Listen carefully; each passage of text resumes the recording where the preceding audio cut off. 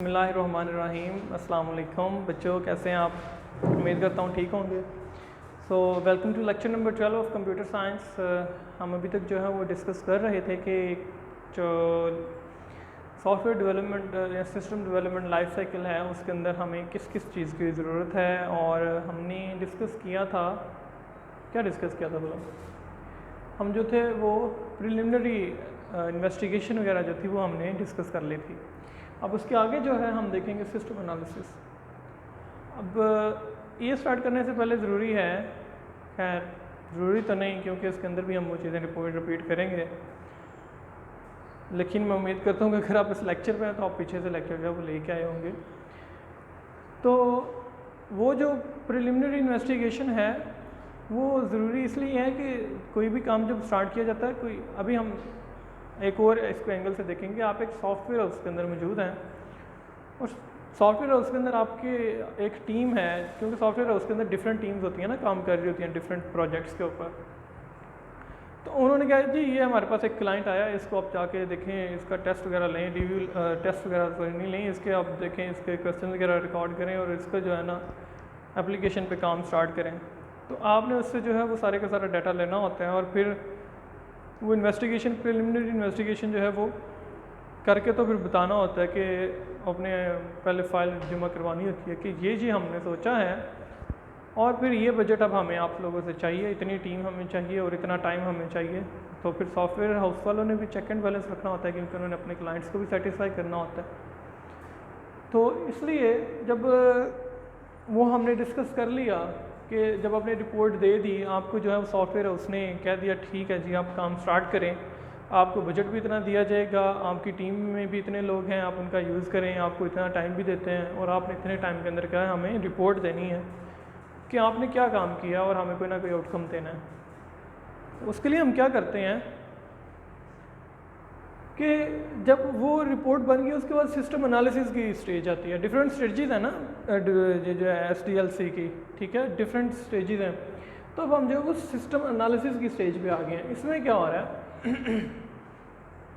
इसको हम एनालाइज करते हैं सिस्टम को। अब क्या है कि पहले हमने सिस्टम को बस थियोरेटिकली देखा कि हमें क्या कुछ चाहिए क्या कुछ नहीं चाहिए। अब हम जो है वो इसको आगे देखेंगे कि एनालाइज करेंगे कि सिस्टम की रिक्वायरमेंट्स क्या कुछ हैं, ठीक है। तो उसको हम जो है वो रिक्वायरमेंट एनालिसिस भी कहते हैं या नीड एनालिसिस आपकी बुक के अंदर लिखा हुआ है, जिसमें हम रिक्वायरमेंट्स गैदरिंग, अब रिक्वायरमेंट गैदरिंग का फेज स्टार्ट हो गया ना। अब आप क्लाइंट से बात करने लग गए हैं, अच्छा आपको ये वाला फ़ीचर भी चाहिए, अच्छा फिर आपको ये वाला भी चाहिए, ठीक हो गया है, अब आपको ये वाला फ़ीचर भी चाहिए। तो आप रिक्वायरमेंट्स गैदर कर रहे हैं। फिर आपको पता है कि आपको अगर कोई एक फ़ीचर आपको कहता है क्लाइंट, फॉर एग्जांपल आपका क्लाइंट कहता है कि मुझे एक सिस्टम चाहिए, उसके अंदर जो है वो फ़ीचर होना चाहिए कि वो बच्चों की अटेंडेंस ले सकता है। तो फिर आप क्वेश्चन करेंगे अच्छा तो आप जो है वो क्लास के अंदर ही अटेंडेंस ऑनलाइन लगाया करेंगे या फिर टीचर जो है वो बाद में ऑनलाइन अटेंडेंस अपलोड किया करेगा। कितनी क्लासेस हैं आप लोगों की, अच्छा कितनी को डेटाबेस, ताकि हम डेटाबेस का डिज़ाइन सेट कर सकें ना। कितने क्लासेस हैं आपके स्कूल में जिसके लिए आपको ये जो है आप ये एप्लीकेशन पे काम कर रहे हैं। तो ये रिक्वायरमेंट्स हम इकट्ठी कर रहे हैं। अच्छा फिर आपके पास मैक्सिमम कितनी जो है वो स्ट्रेंथ है क्लास के अंदर, ताकि आप उसके लिहाज से जो है वो कुछ बाउंड्रीज़ भी सेट कर सकें, ठीक है। तो ये सारा कुछ जो है रिक्वायरमेंट्स एनालिसिस के अंदर हमारे पास आता है। रिक्वायरमेंट हम फिर गैदर करते हैं किसी भी चीज़ को सक्सेसफुल बनाने के लिए। इसकी दुकान, अगर एक एग्जांपल मैं आपको दुकान से दूं तो आप जैसे हमने कहा था कि एक बंदा दुकान पे जाता है और वो जाकर कहता है मुझे ये चीज़ दे दें, तो वो पूछता है अच्छा फॉर एग्जांपल आप कोई ऐसी चीज़ लेने गए जो क्वांटिटी में मिलती है, तो आप कहते हैं कि क्वांटिटी जो है मुझे ऐसा करें कि 5 चॉकलेट्स दे दें, या फिर मुझे ऐसा करें कि 1 लीटर दूध दे दें। ऐसा तो नहीं होता आप कहते हैं मुझे दूध दे दें तो वो आपको अपनी मर्ज़ी से दूध दे देता हो, ऐसा नहीं ना। रिक्वायरमेंट वो आपकी पूछता है जी बताएं मुझे पहले आपकी क्या रिक्वायरमेंट है।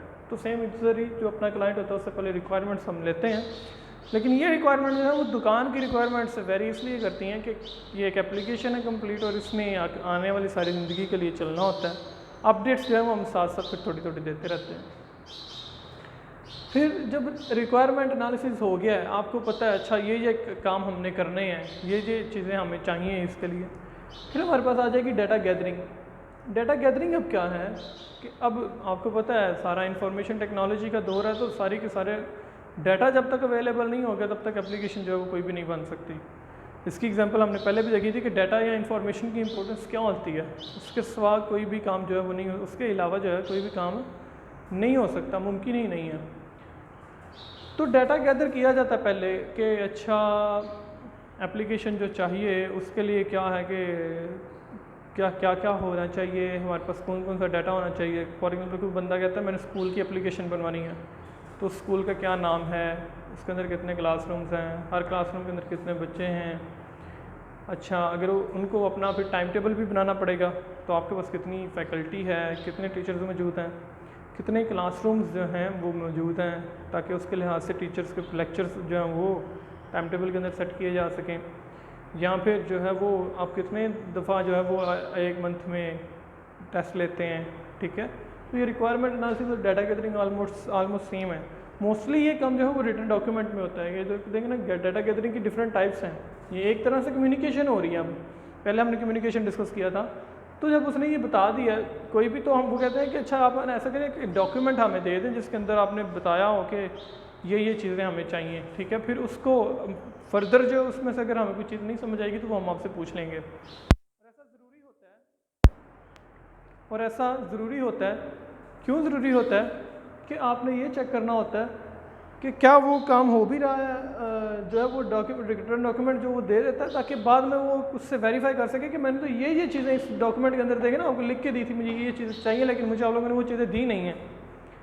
तो उससे बचने के लिए एक रिटर्न डॉक्यूमेंट वो देता है जिसके अंदर उसने अपनी सारी की सारी रिक्वायरमेंट्स लिखी होती हैं, अपने सारा जो है एप्लीकेशन को जो उसके मुताबिक में उसकी रिक्वायरमेंट्स हैं वो उसने एक्सप्लेन की होती हैं। फिर हम अपनी रिक्वायरमेंट समझने के लिए जो एप्लीकेशन पे, क्योंकि वो यूज़र है उसको पता नहीं है एप्लीकेशन काम कैसे कर रही है, वो हमें पता है, ठीक है।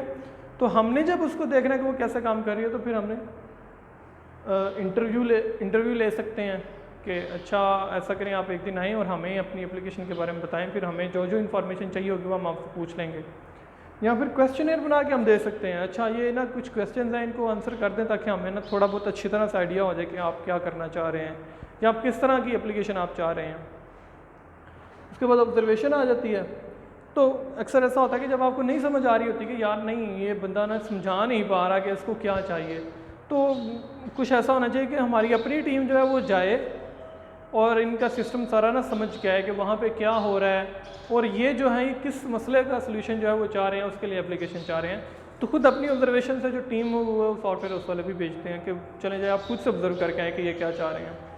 या फिर सैम्पलिंग भी होती है। फॉर एग्जांपल मैं कहता हूँ कि मुझे ना एक बंदे से समझ नहीं आ रही, लेकिन ऑर्गेनाइजेशन के अंदर क्या है कि 100 लोग मौजूद हैं, तो मैं 100 लोगों से जो है वो थोड़ा इन्फॉर्मेशन ले लूँगा और उनको मिला के मैं जो है वो एक समरी जनरेट कर लूँगा कि ये जो है ये असल में आप लोग चाह रहे हैं। तो ये हमारे पास डाटा गैदरिंग होगी। डाटा गैदरिंग जब एक दफ़ा डाटा गैदर हो गया, हमें रिक्वायरमेंट्स का पता चल गया है, तो उसके बाद जो है हम एप्लीकेशन पे काम कर सकते हैं, ठीक है। अब हम जिस फेज़ पे आ गए हैं वो क्या है कि हम एप्लीकेशन पे काम कर सकते हैं, क्योंकि एप्लीकेशन स्टार्ट करने से पहले हमने कहा था हार्डवेयर सॉफ्टवेयर और इन्फॉर्मेशन यूज़र्स वगैरह भी डाटा गैदरिंग के अंदर ही हमें पता चल जाएगा कितने यूज़र्स होंगे। सॉफ्टवेयर का हमें पता चल गया, हार्डवेयर का हमें पता चल गया। अब जो है हमने जो है वो एप्लीकेशन की तरफ चलना है, ठीक है। तो जो फिर टीम क्या होती है, फिर वो डिज़ाइन बनाती है, ठीक है। डिज़ाइन बनाने के लिए क्या है जी कि किस तरह की एप्लीकेशन होनी चाहिए, किस तरह उसके अंदर बटन होने चाहिए, किस तरह का इंटरफेस होना चाहिए। इंटरफेस बहुत ज़रूरी है ना। फॉर एग्जांपल कोई भी आप अगर एप्लीकेशन चलाएं और आपको पता ही ना चल रहा हो कि मैंने कौन सा काम करने के लिए कौन सा बटन दबाना है, तो फिर तो वो एप्लीकेशन बेकार है ना। तो आपने देखा आप कोई भी एप्लीकेशन ओपन करें, आपको उसके अंदर सारी की सारी इन्फॉर्मेशन सामने मौजूद होती है और आपको बटन्स वगैरह से पता चल रहा होता है कि कहाँ से कौन सा ऑपरेशन हो रहा है, कहाँ से कौन सा काम परफॉर्म हो रहा है।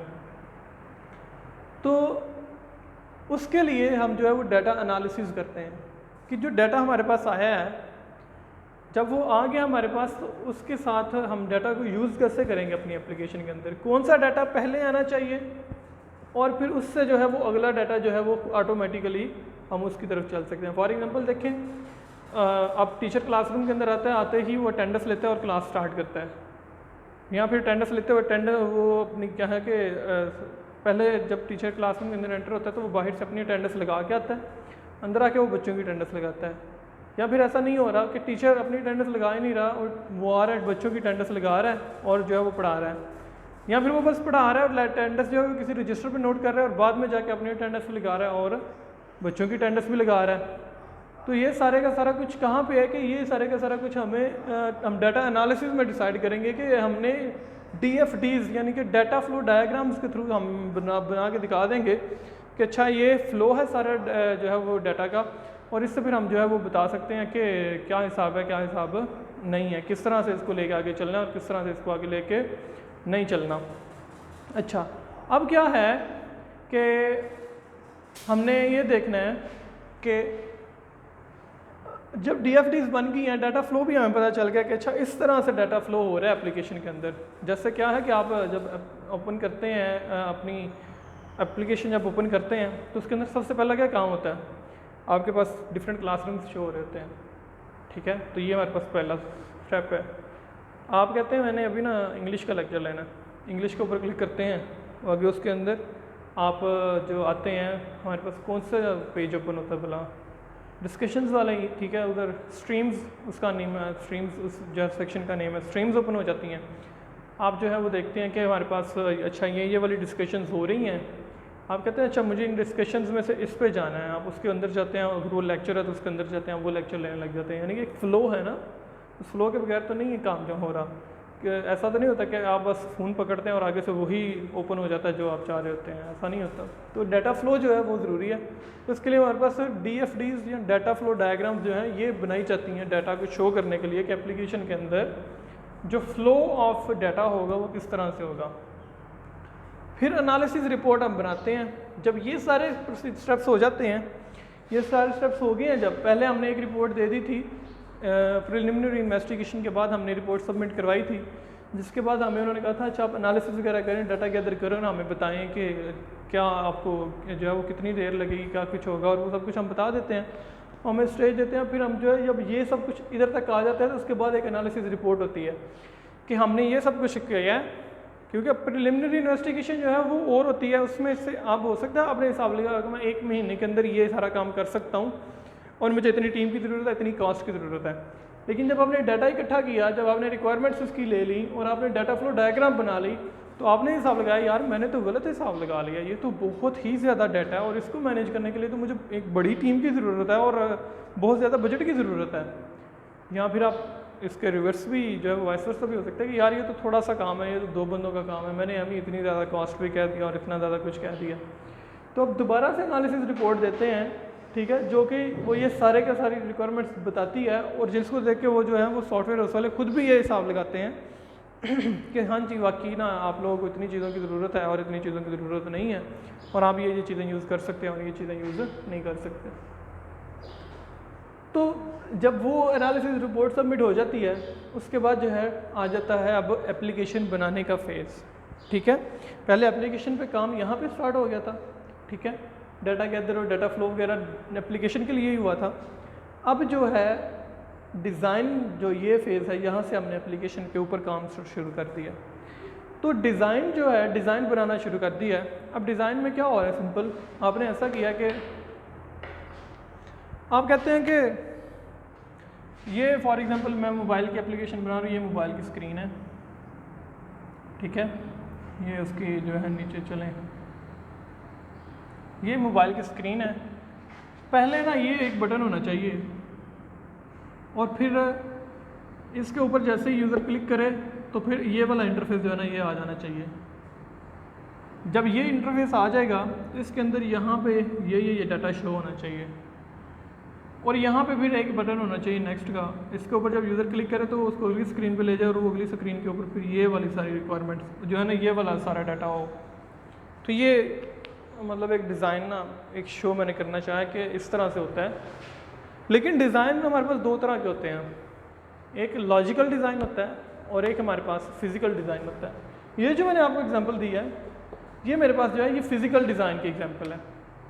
फिज़िकल डिज़ाइन की एग्जांपल है कि मैंने फिज़िकली वो सारा डाटा शो किया है कि ये बटन है, इससे ये काम होगा, ये बटन है, इससे ये काम होगा और ये सारे का सारा डाटा आ जाएगा। इससे फर्दर मैं कहीं भी जाना चाहूँ मैं जा सकता हूँ।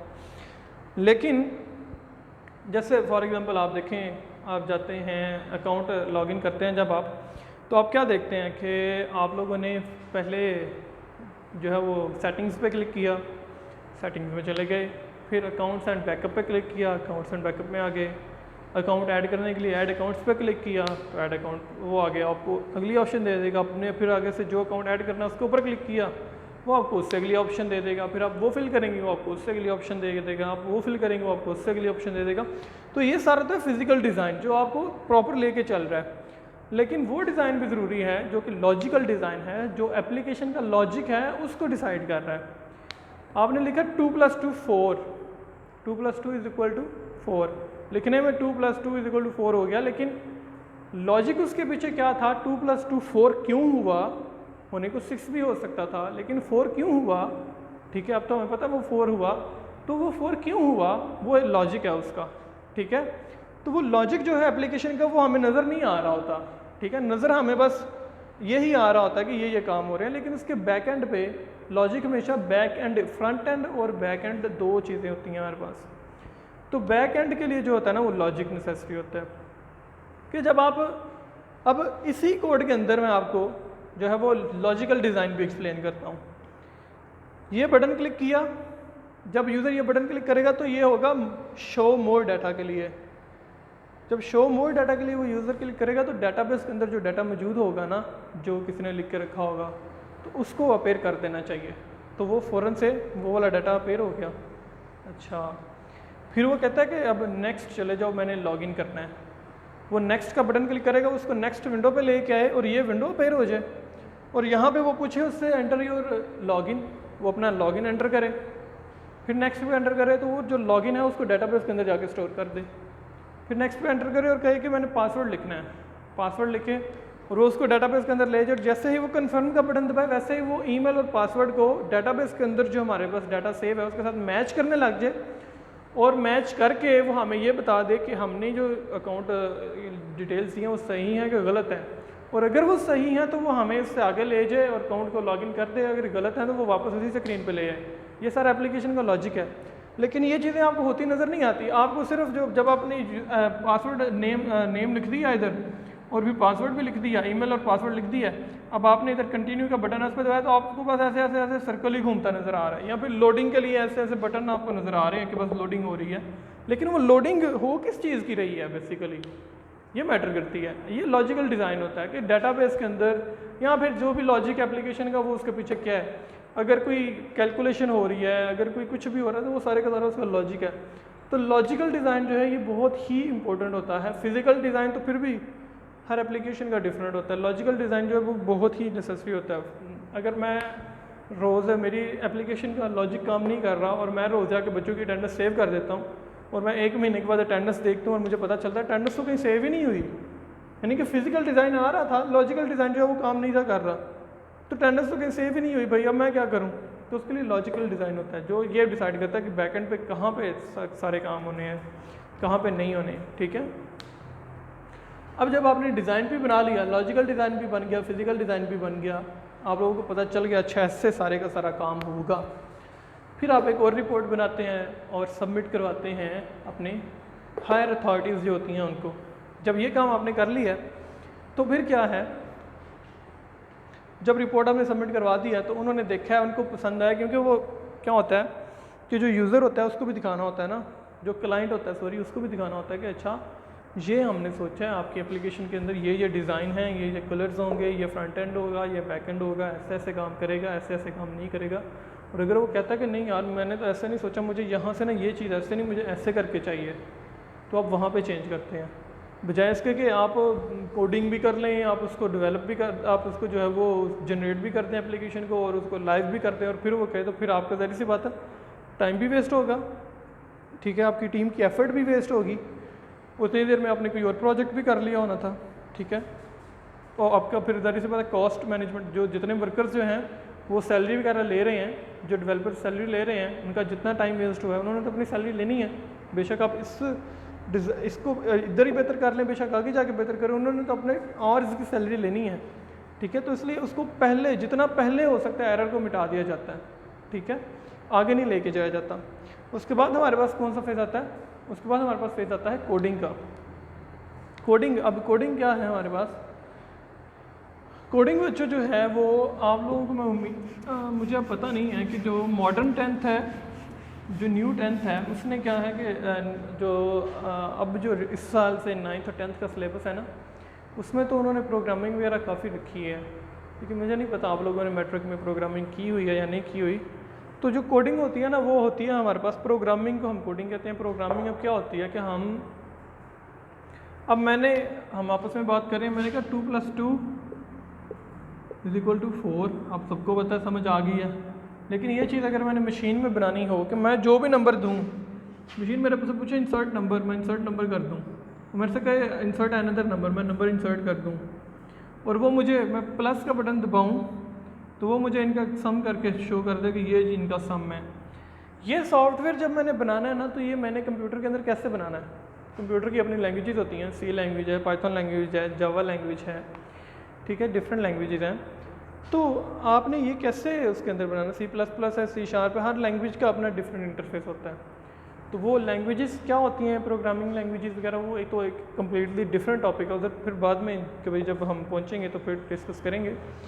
लेकिन कोडिंग फिर होता है कि ये सारे के सारे डिज़ाइन को, यानी कि ये सारे का सारा हमने बना लिया डिज़ाइन कि ये काम हो रहा है एप्लीकेशन के अंदर, अब इसको कोड करना है। कोड करने से मुराद है कि उसको ऐसी लैंग्वेज में मशीन को बताना है या एप्लीकेशन को बताना है कि एप्लीकेशन हार्डवेयर से वो काम करवा सके जो हम एप्लीकेशन से करवाना चाह रहे हैं, ठीक है। अगर आप लोगों को चाइनीज़ नहीं आती तो क्या आप चाइनीज़ को कोई ऐसा काम करने के लिए कह सकते हैं जो आप करवाना चाह रहे हैं, लेकिन आपको चाइनीज़ नहीं आती, तो आप इशारों से अगर बात करेंगे अभी तो उनको थोड़ी बहुत समझ आएगी, थोड़ी बहुत नहीं आएगी, लेकिन यहाँ पे इशारे नहीं ना हो सकते एप्लीकेशन के साथ। तो इसलिए वो उनकी एप्लीकेशन या फिर प्रोग्रामिंग की जो लैंग्वेज है वो सीखनी ज़रूरी होती है। तो ये सारे के सारे डिज़ाइन को फिर कोडिंग के फेज़ के अंदर लेके आया जाता है कि अच्छा अब कोड करते हैं। कोडिंग क्या है कि कोड करके बताते हैं कि जी ये क्या क्या ज़रूरी है, और बिल्कुल वो सारा कुछ तो हमने कर लिया, बस हमने कोड करना है। जैसे ही कोडिंग करेंगे तो एप्लीकेशन हमारे सामने आ जाएगी। फिर जब कोडिंग के बाद जो है हमारे पास, पहले तो हमने सिर्फ डिज़ाइन बनाए थे, लॉजिकल डिज़ाइन बनाया था, फिजिकल डिज़ाइन बनाया था। अब जब कोडिंग हमने कर लिया तो अब हमारे पास क्या है कि एप्लीकेशन अब ऐसे ही आ गई है। अब हम उसको लाइव रन करके, जैसे आपके पास कोई मोबाइल में कोई एप्लीकेशन चल रही है तो वो कोड हुई हुई एप्लीकेशन है, तो जो है वो कोडिंग के बाद वो एप्लीकेशन हमारे पास आ जाती है। लेकिन कोडिंग के बाद फिर क्या होता है, और फिर जाहिर सी बात है कोडिंग ऐसा तो नहीं होता कि पहली ही दफ़ा कोई भी चीज़ परफेक्ट बन जाए। तो आपके पास जब आती हैं वो ऑलमोस्ट परफेक्ट होती हैं। तो क्या है कि कोडिंग के बाद क्या कुछ होता है, क्या कुछ नहीं होता, ये हम जो है वो अपने अगले लेक्चर में डिस्कस करेंगे। आज के लिए मेरे ख्याल से लेक्चर काफ़ी लंबा हो गया, तो ये टॉपिक जो है वो काफ़ी लंबा है और इसको अपने साथ साथ पढ़ते रहना है, ठीक है। पिछला लेक्चर भी अच्छी तरह से देखें और ये भी अच्छी तरह से देखें, और इसकी रीडिंग जो है वो बहुत ज़रूरी है। छोटे छोटे पॉइंट्स हैं जो कि मैटर करते हैं, ठीक है। पिछले टेस्ट में मैंने देखा था कि आप लोगों ने ना कुछ पॉइंट्स क्रिटिकल मिस किए हुए थे, इस वजह से मार्क्स भी आप लोगों के अच्छे नहीं थे आए, ठीक है। तो आइंदा से जो है ना रीडिंग को अपनी को बेहतर करें और जो क्रिटिकल पॉइंट्स होते हैं उनको देखें। अगर उनकी समझ नहीं आती तो वो आप मेरे से पूछें। जब तक आप पूछेंगे नहीं, मुझे नहीं पता चलेगा कि आप लोगों ने क्या पूछना है और क्या आप लोगों को समझ नहीं आ रहा। तो उसका ख्याल रखें और जो है ना वो मेहनत से अपना काम करें। अपना ख्याल रखिएगा। अगले लेक्चर में मिलते हैं फिर। अल्लाह हाफिज़।